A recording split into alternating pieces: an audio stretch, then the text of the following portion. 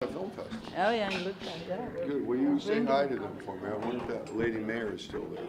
There is a man mayor now. Now there is. Yeah, I There think is she's a man. gone. But there is a woman prefect. All right, Head. we're See? rolling, yes. You're rolling? Yeah. Here we go. Right. Okay.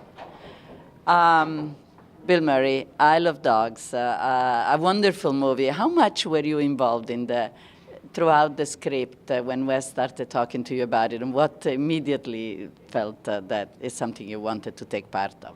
Well, my job was when there was a piece of writing that wasn't good, that they would leave it out, the piece of paper of the script out, and my job was to chew it up, and so that they had to start over again the next day. How much are you a dog lover, and how much did the story somehow touch you because of that? Well, the story touches you for a lot of reasons. It's a wonderful piece of work, and it's a joy to watch. And if you like dogs, if you're predisposed to pull for the dogs, you know, you've got a rooting interest, so to speak. I like dogs. Our family always had dogs, and I've got a dog, and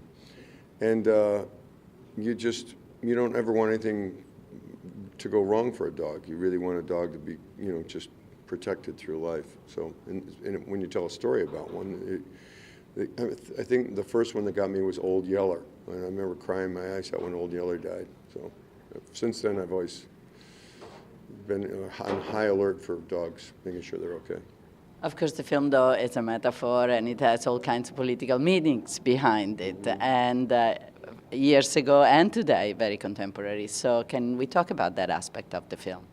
Well, everyone's politics will be, are in play in this movie, you know, and the movie was begun, the work on it was begun several years ago, before the politics have gotten as hyperbolic as they are today. You know, they're just, you can't predict what's going to happen from one day to the next any longer, and it's very much reminiscent of the Watergate time, when things just got crazier and crazier.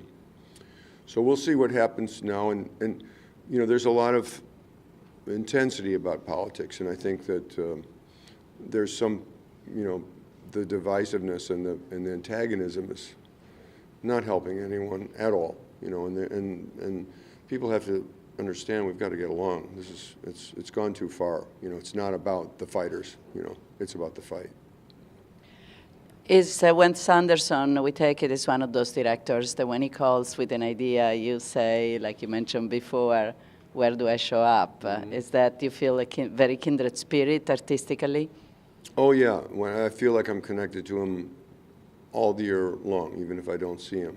I feel like it's been 5 minutes since I've seen him.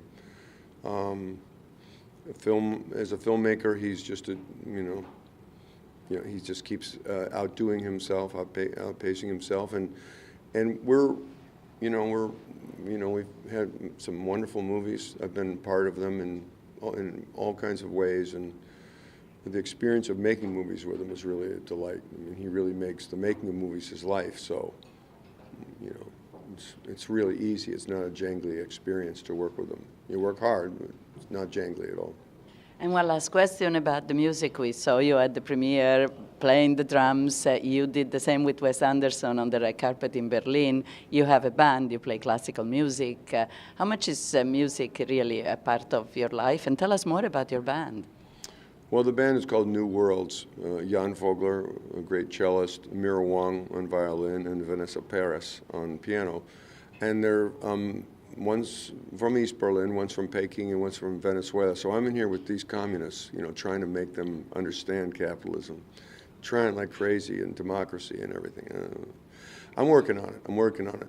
But they play amazing music, and we play a show that's